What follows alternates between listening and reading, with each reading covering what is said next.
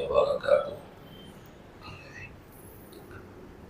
الحمد لله رب العالمين والصلاة والسلام على سيد الأنبياء والمرسلين وعلى آله وأصحابه أجمعين ومن تبعهم بإحسان إلى يوم الدين. أما بعد، فعن زر بن حبيش قال أتيت صفوان بن عسال رضي الله عنه أسأله عن المسح على الخفين، فقال ما جاء بك يا زر؟ فقلت ابتغاء العلم إلى آخر الحديث. محترم حضرات، ابھی ایک روایت کے ابتدائی حصے کو میں نے آپ کے سامنے پڑھا ہے. یہاں پہ راوی ہیں حضرت زر ابن حبیش رحمہ اللہ. یہ جلیل القدر تابعی ہے. نبی اکرم صلی اللہ علیہ وسلم سے ان کی ملاقات نہیں ہوئی، لیکن حضرت عثمان ابن عفان رضی اللہ عنہ کے زمانے خلافت میں یہ مدینہ منورہ کو آئے کوفہ کے علاقے سے، اور اس زمانے میں کئی صحابہ سے ان کی ملاقات ہوئی. جن صحابہ سے ان کی ملاقات ہوئی ہے ان میں ایک صحابی ہیں حضرت صفوان ابن عسال رضی اللہ عنہ. اور صفوان ابن عسال رضی اللہ عنہ بھی بڑے مشہور صحابی ہیں. رسول اللہ صلی اللہ علیہ وسلم کی دنیا سے پردہ فرمانے کے بعد یہ کوفہ منتقل ہو گئے تھے اور وہیں یہ مقیم تھے. تو ایک مرتبہ کچھ مسائل پوچھنے کے لیے حضرت زر ابن حبیش حضرت صفوان ابن عسال رضی اللہ عنہ کے پاس گئے اور جو سوالات کیے اس روایت میں اسی کا تذکرہ ہے. اذان ہو جانے دی ہے. بہرحال میں یہ عرض کر رہا تھا کہ جن صحابہ کرام سے حضرت زر ابن حبیش کی ملاقات ہوئی ہے ان میں حضرت صفوان ابن عسال رضی اللہ عنہ بھی ہے. تو ایک مرتبہ حضرت زر ابن حبیش حضرت صفوان کے پاس گئے، کچھ مسائل پوچھنے تھے، خاص طور پہ خفین پہ مسح کے بارے میں کچھ پوچھنا تھا ان کو. تو روایت میں ہے کہ حضرت صفوان نے کہا ما جاء بک یا زر، کیسے آنا ہوا اے زر؟ فقلت ابتغاء العلم، تو میں نے کہا کہ علم کے حصول کے لیے آیا ہوں، علم حاصل کرنے آیا ہوں. فقال، تو حضرت صفوان رضی اللہ تعالی عنہ نے فرمایا ان الملائکہ تضع اجنحتها لطالب علم، کہ آپ علم حاصل کرنے آئے ہیں تو نبی اکرم صلی اللہ علیہ وسلم کی یہ حدیث بھی سن لیجئے کہ علم کے طلبگار کے لیے، طالب علم کے لیے فرشتے اپنا پر بچھاتے ہیں. کہ جب انسان علم اور خاص طور پہ علم دین حاصل کرنے کے لیے جب گھر سے نکلتا ہے تو اتنا مبارک عمل ہے یہ کہ فرشتے خوش ہو کر اپنے پروں کو بچھاتے ہیں اس کے استقبال میں، اس کے ویلکم میں، اس کو خود سے خوش ہو کر کے اس کا اس طرح استقبال کرتے ہیں. گویا کہ علم دین کی مجالس کی طرف چل کے جانا، وہاں پہنچنا، وہاں بیٹھنا، وہاں دین کی باتیں سننا اور سیکھنا، یہ بھی بہت ہی پسندیدہ اور محبوب عمل ہے اللہ کے نزدیک کہ فرشتے اس کے لیے، ایسے انسان کے لیے پر بچھا رہے ہیں. بتائیے کتنی بڑی خوش نصیبی ہے. دنیا میں کسی کے لیے اگر استقبال میں کچھ کر دیا جاتا ہے، کچھ قالینیں بچھا دی جاتی ہیں، تو وہ انسان اپنے آپ کو خوش نصیب سمجھتا ہے، اعزاز سمجھتا ہے۔ اس سے بڑا کیا اعزاز ہوگا، اس سے بڑا اکرام اور کیا اکرام و احترام ہو سکتا ہے کہ فرشتے پر بچھا رہے ہیں۔ کس کے لیے؟ طالب علم کے لیے، یعنی وہ انسان جو اللہ کے دین کو سیکھنے کے لیے، دین کی باتیں جاننے اور معلوم کرنے کے لیے کہیں جا رہا ہے، تو اس کے اس بابرکت محبوب عمل کی وجہ سے فرشتے اس کے لیے پر بچھا رہے ہیں۔ فرمایا، حضرت ذر کہتے ہیں کہ میں نے کہا انہو قد حق فی صدری المسح علی الخفین بعد الغائط والبول، کہ چھوٹے اور بڑے استنجے کے بعد، چھوٹے اور بڑے استنجے کے بعد خفین پر مسح کے سلسلے میں میرے دل میں کچھ تردد ہے، اسی سلسلے میں کچھ باتیں پوچھنے آیا ہوں، کیونکہ یہاں پہ آپ صحابی رسول ہیں، آپ نے رسول اللہ صلی اللہ علیہ وسلم سے ان چیزوں کو سیکھا ہوگا، جانا ہوگا، تو میں نے سوچا کہ میرے دل میں جو خیال آ رہا ہے، جو کھٹک ہو رہی ہے، میں آپ سے مسائل پوچھ کر کے اپنے دل کا تردد دور کر لوں۔ فجئتک اسألک هل سمعته یذکر فی ذلک شیئا، کیا آپ نے نبی اکرم صلی اللہ علیہ وسلم سے اس سلسلے میں کچھ سنا ہے؟ اگر کچھ سنا ہے تو مجھے بتائیے۔ قال نعم، کہا ہاں ہم نے سنا ہے، جو تم پوچھنا چاہتے ہو یہ بات میں نے رسول اللہ صلی اللہ علیہ وسلم سے سن رکھی ہے۔ کان یأمرنا اذا كنا سفرا او مسافرین الا ننزع خفافنا 3 ایام ولياليهن الا من جنابة لكن من غائط وبول ونوم۔ فرمایا کہ نبی اکرم صلی اللہ علیہ وسلم ہمیں یہ بتایا کرتے تھے کہ اگر ہم مسافر ہوں، سفر میں ہوں، تو ہم اپنے موزوں کو، چمڑے کے موزوں کو 3 دن 3 رات تک نہ اتاریں،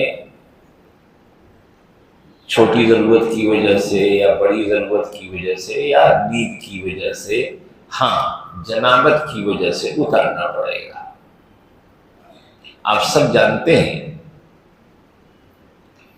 کہ انسانوں کی آسانی کی خاطر اللہ تعالیٰ نے کچھ خصوصی رعایتیں اپنے بندوں کو دی ہیں۔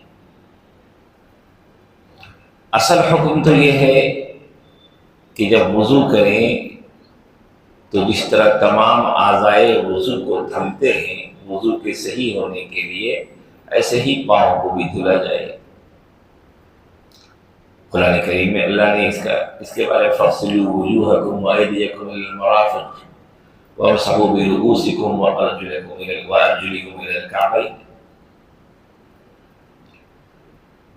تو پاؤں کو دھلنا بھی ضروری ہے، جس طریقے سے دیگر اعضائے وضو کو دھلنا ہے، لیکن شریعت اسلامیہ میں یہ رعایت دی گئی کہ اگر کوئی شخص خفین، چمڑے کے موزے پہنے ہوا ہے،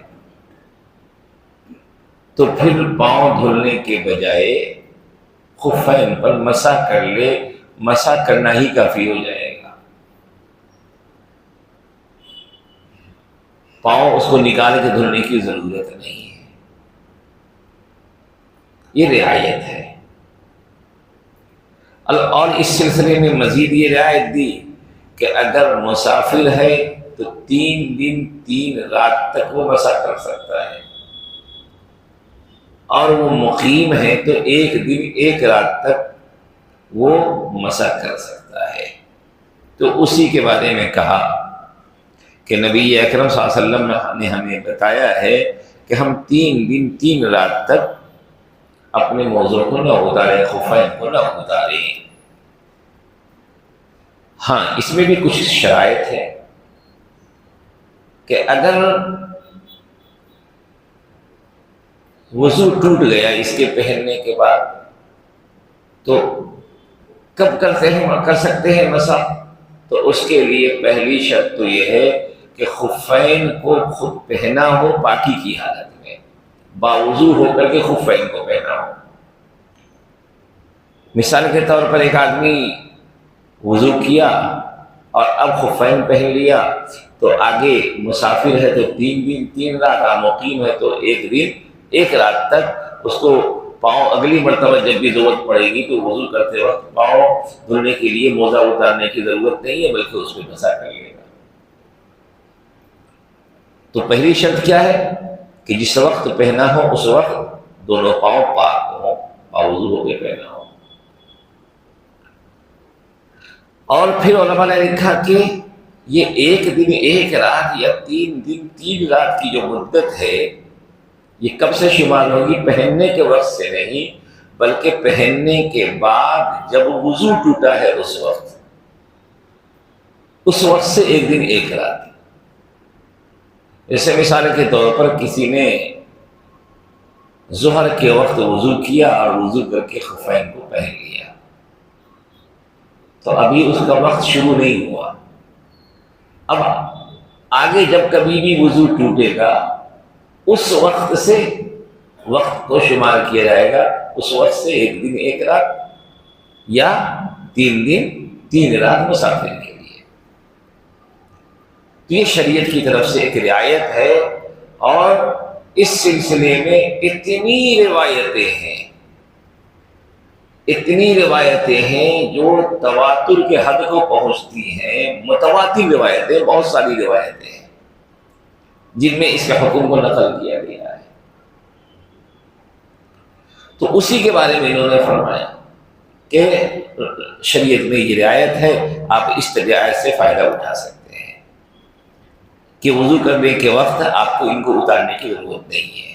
ہاں، ان کو پہننے کے بعد اگر غسل کی حاجت ہو گئی، وضو نہیں ٹوٹا بلکہ غسل کی حاجت ہو گئی، تو اب اسے اتارنا پڑے گا، چاہے مدت پوری ہوئی ہو چاہے نہ ہوئی ہو، بلکہ اس کو اتار کے غسل کرنا پڑے گا۔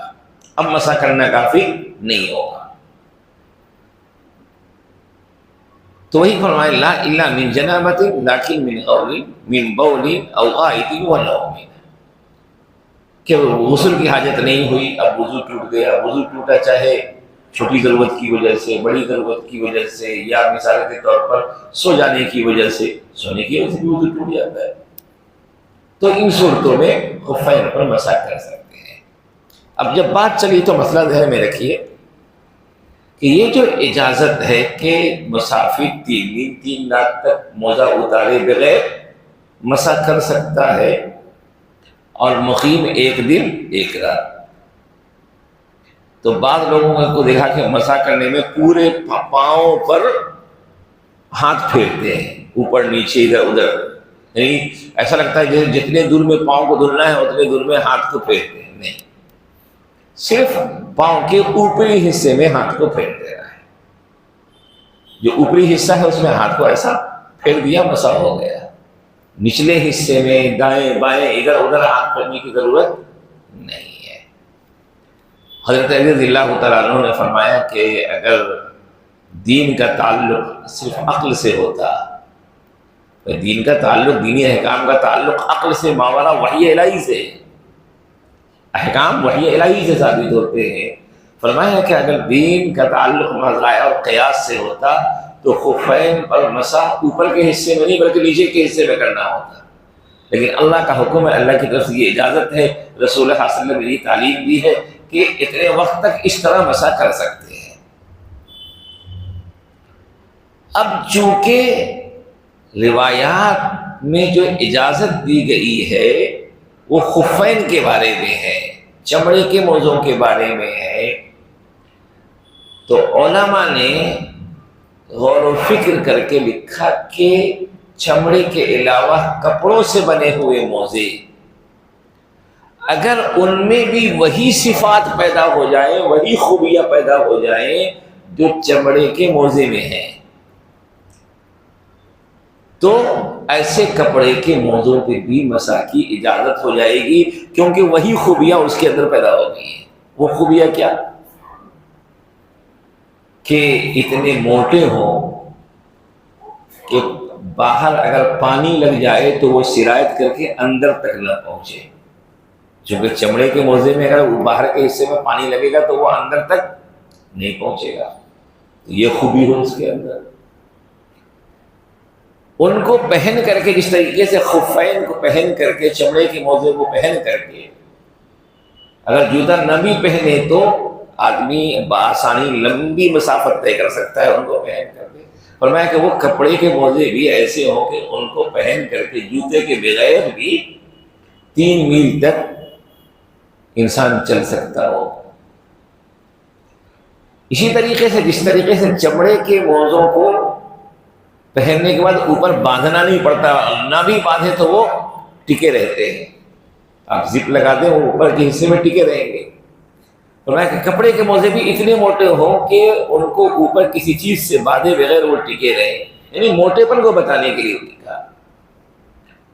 تو ایسے کپڑوں کے موزوں پہ مسح کر سکتے ہیں، کیونکہ ان کے اندر بھی وہی خوبیاں پیدا ہو گئی جو خوبیاں چمڑے کے موزے میں ہیں۔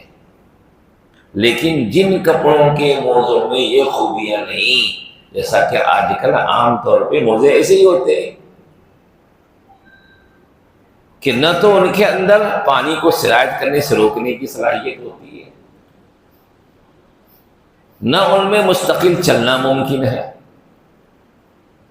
نہیں اگر ان کو اوپر کی الاسٹک خراب ہو جائے، اوپر نہ باندھا جائے یا اوپر کچھ چیزیں نہ لگائی جائے تو وہ پاؤں میں ٹکنے والے بھی نہیں ہیں۔ تو فرمایا کہ ایسے کپڑوں کے یا کسی اور چیز کے موضوع پہ مسح کرنا کسی بھی امام کے نزدیک اس کی اجازت نہیں ہے، ائمہ اربعہ کے نزدیک یہ ممنوع ہے۔ لیکن یہ لوگوں نے کہاں سے نکال لیا، آج کل بہت سے لوگ آفسوں میں کام کرتے ہیں، جو آج کل جو موزے پہنتے ہیں نائلون کے اور کاٹن کے وغیرہ وغیرہ، ان پہ مسح کرنا شروع کر دیتے ہیں۔ یاد رکھ لیجئے ان کا حکم خفین کا حکم نہیں ہے، یہ اجازت خفین کے معاملے میں ہے، یا وہ جو خفین کے جیسے ہو گئے ہو۔ عام طور پہ جو استعمال کے موزے ہیں وہ خفین کے حکم میں نہیں ہے، اس لیے ان پر مسح کرنے کی اجازت نہیں ہے، اور مسح کر کے بھی اگر کسی نے سمجھ لیا کہ وہ باوضو ہو گیا تو وضو اس کا نہیں ہوا، اور اس کے لیے نماز پڑھنا درست نہیں ہوگا اس حال میں۔ تو بہرحال یہ اجازت ہے خفین کے بارے میں۔ آج کل کے مروجہ جو موزے ہیں سوٹ سے، ان میں یہ حکم نافذ نہیں کر سکتے، ان پر مسح کرنا درست نہیں ہے۔ تو ایک مسئلہ تو انہوں نے یہ پوچھا کہ ہم آئے تھے آپ سے اس کے بارے میں پوچھنے، تو انہوں نے مسئلہ بتا دیا۔ اس کے بعد کہتے ہیں حضرت زر بن حبیش کہ میں نے ان سے پوچھا، حضرت صفوان بن عسال رضی اللہ عنہ سے پوچھا، حل سمعتہ یذکر فی الہوا شیئا، کیا آپ نے نبی اکرم صلی اللہ علیہ وسلم کو محبت کے بارے میں کچھ ذکر کرتے ہوئے سنا ہے؟ قال نعم، کہا ہاں۔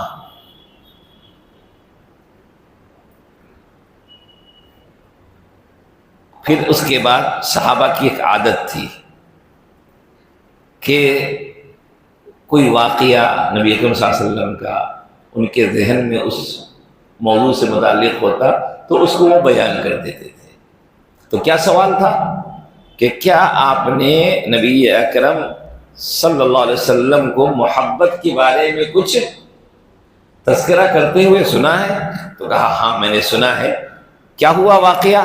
کہہ رہے ہیں کہ ایک مرتبہ ہم لوگ سفر میں تھے نبی اکرم صلی اللہ علیہ وسلم کے ساتھ، اذ نادہ اعرابی بصوت لہ جہوری، کہ اس دیہاتی نے نبی اکرم صلی اللہ علیہ وسلم کو بڑی اونچی آواز سے بلایا،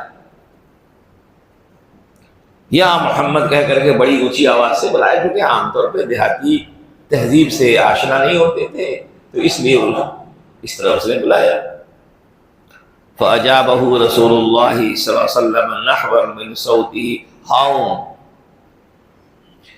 تو نبی اکرم صلی اللہ علیہ وسلم نے اسی کی جیسی آواز میں اسے جواب دیا کر کے ہاؤں، ایک لفظ ہے ہاؤں یعنی ہاں یہ میں یہاں ہوں، میں ہوں، بولو کیا بات ہے، یہ ترجمہ ہوتا ہے اس کا۔ فَقُلْتُ لَهُ وَيْحَكَ اُخْصُصْ مِنْ صَوْتِكَ فَإِنَّكَ عِنْدَ النَّبِيِّ صلی اللہ علیہ وسلم وَقَدْ نُهِيتَ عَنْ هَذَا۔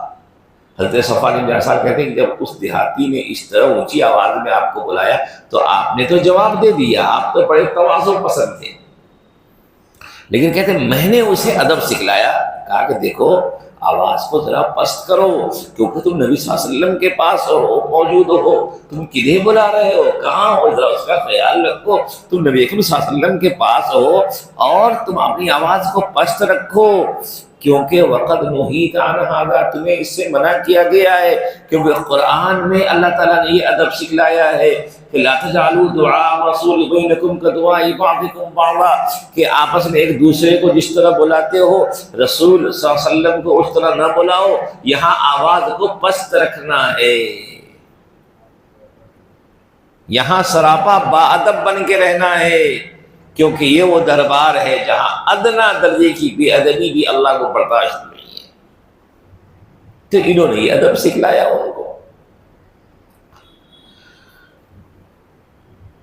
فقال واللہ لا احسس، یہ بھی دیہاتی بڑے اکھڑ دیہاتی تھے، انہوں نے کہا خدا کی قسم میں تو اپنی آواز کو نیچی کرنے والا نہیں ہوں، میں تو جیسا بول رہا ہوں ویسا ہی بولوں گا۔ ہوتے ہیں بعض لوگ جو جلدی سمجھتے نہیں ہیں، خاص طور پہ جو دیہات کے ہوں، تہذیب و ادب سے ناآشنا ہوں، تو ان کو یہ سب چیزیں سمجھانا اتنا آسان بھی نہیں ہوتا ہے، یہ ہر زمانے میں ایسا ہوا ہے۔ پھر اس کے بعد اسی دیہاتی نے رسول اللہ صلی اللہ علیہ وسلم سے ایک سوال کیا،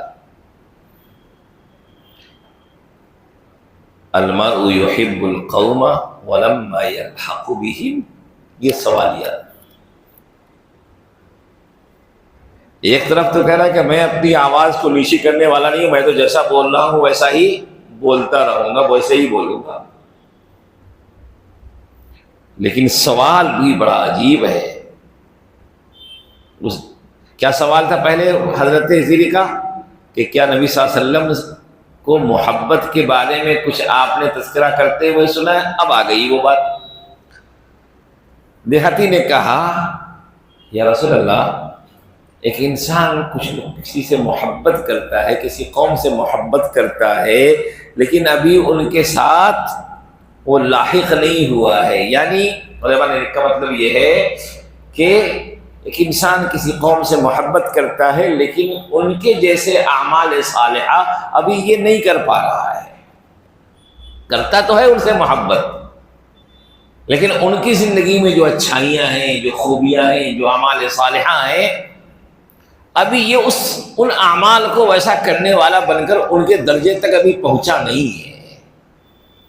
یعنی اشارہ تھا کہ آپ ہیں، آپ کے صحابہ ہیں، مجھے ان سے محبت ہے، لیکن ابھی تو میں اعمال میں، چونکہ ابھی میں تو نیا نیا مسلمان ہوا ہوں، ابھی میرے پاس ویسے اعمال نہیں ہیں، تو محبت تو ہے کہ آپ سے محبت کرتا ہوں، آپ کے صحابہ سے محبت کرتا ہوں، لیکن ابھی اعمال اور خیر کے کاموں میں ابھی اتنا نہیں کر سکا ہوں، تو کیا ہوگا؟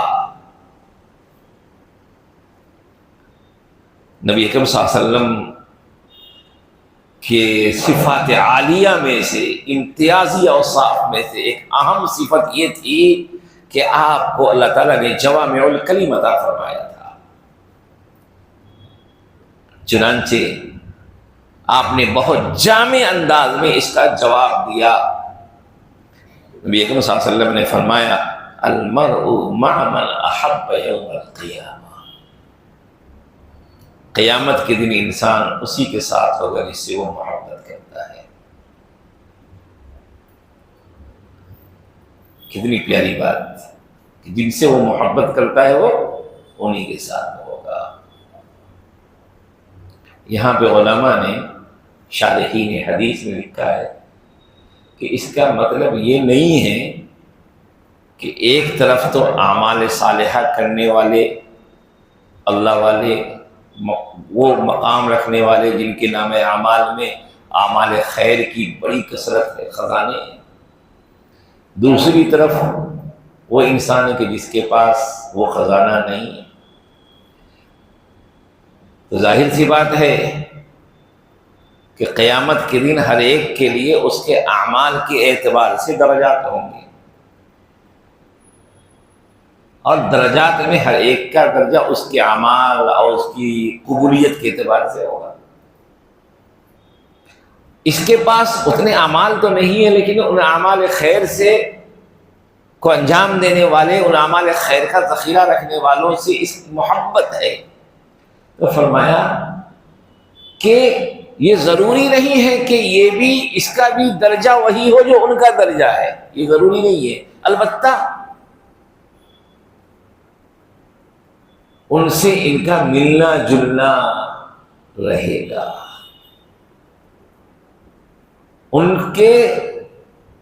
ان سے تعلق رکھنے والوں میں اس کو شامل رکھا جائے گا، ملنا جلنا رہے گا، اٹھنا بیٹھنا رہے گا۔ یہی کیا کرنا ہے؟ جیسے دنیا میں بھی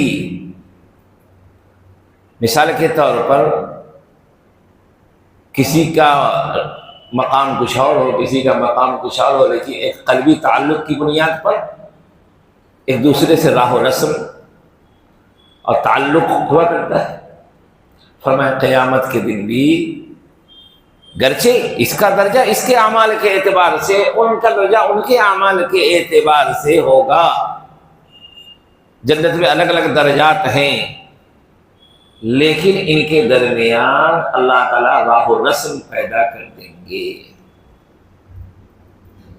راہ و رسم پیدا کر دیں گے۔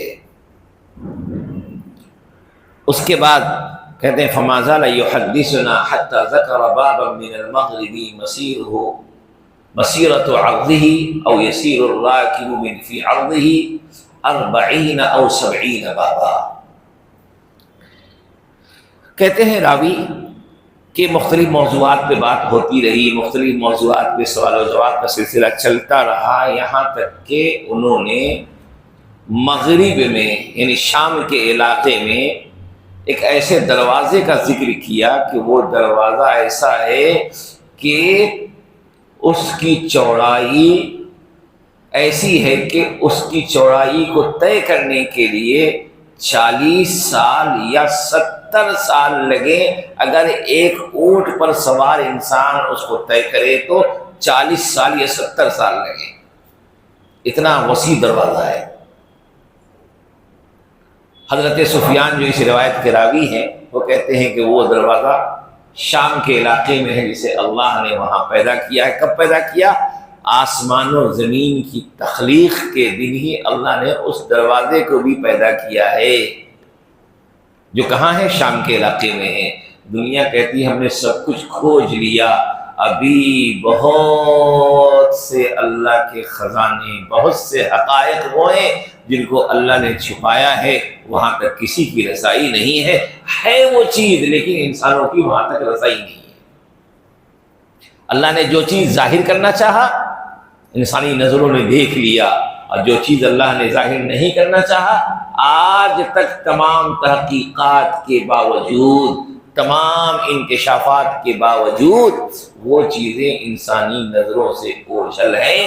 اس وقت تک رہیں گی وہ چیزیں اوجھل جب تک اللہ کی مشیت نہ ہو۔ چنانچہ دجال موجود ہے، کہاں موجود ہے؟ وہ اللہ کے علم میں ہے۔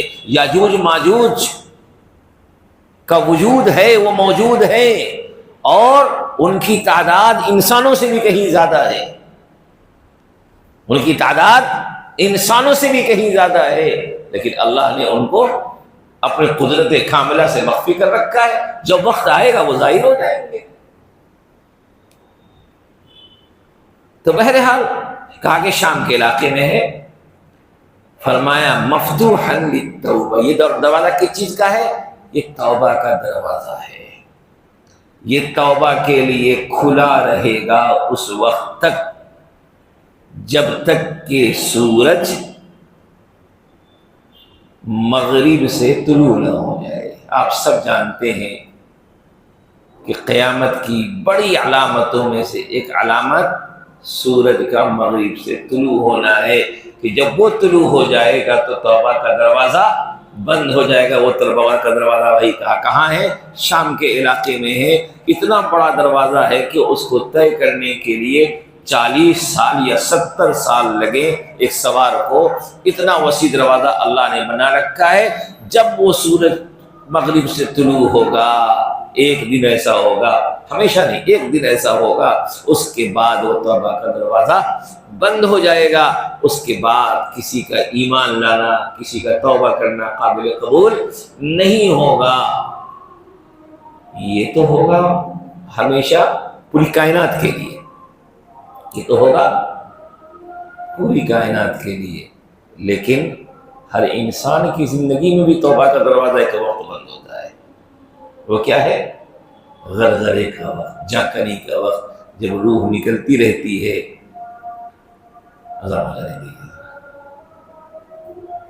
کے لیے ہے کہ بھائی جب یہ توبہ کا دروازہ بند ہو جائے گا اس سورج کے مغرب سے طلوع ہونے کے بعد۔ لیکن ہر انسان پر بھی وہ وقت آتا ہے کہ جب غرغرے کی کیفیت ہوتی ہے، کہ یعنی جب جان نکلتی رہتی ہے، روح نکلتی رہتی ہے، اس وقت حلق سے خاص قسم کی آواز آنے لگتی ہے بالکل آخری وقت میں۔ فرمایا کہ اس نزع کے وقت میں بھی اب ایمان قابل قبول نہیں ہوتا، توبہ قابل قبول نہیں، کیونکہ اس وقت مغیبات مشاہدات میں تبدیل ہو جاتے ہیں۔ بہت سی چیزیں جن سے پردہ ہے، جو ان کو آج ہماری نظریں نہیں دیکھ پا رہی ہیں، اس وقت ان مغیبات سے پردہ ہٹ جاتا ہے، وہ چیزیں مشاہدے میں تبدیل ہو جاتی ہیں۔ اب جو مان رہا ہے وہ بن دیکھے نہیں ماننا ہے، دیکھ کے مان رہا ہے۔ ایمان تو وہ معتبر ہے، یؤمنون بالغیب، ایمان بالغیب ہونا چاہیے۔ اور اب جو ایمان لا رہا ہے وہ ایمان بالغیب نہیں بلکہ ایمان بالمشاہدہ ہے، اس لیے وہ کیفیت کے بعد بھی ایمان اور توبہ قبول نہیں۔ فرعون جب غرق ہو رہا تھا تو کہا نا، غرق ہوتے وقت بالکل اس وقت کہا کہ اب میں ایمان لانا چاہتا ہوں۔ لایا میں ایمان موسیٰ کے رب پر۔ اللہ نے کیا کہا؟ آن وقد عصیت قبل وکنت من المفسدین، اب چلا ہے تو ایمان لانے، اب تمہارا ایمان لانا معتبر نہیں، کیونکہ اب تک وہ چیزیں جو مغیبات تھیں اب تیری نظروں سے وہ پردہ غفلت کا ہٹ گیا ہے، اب وہ چیزیں تم دیکھ رہے ہو، اس لیے تم ایمان لانا چاہ رہے ہو۔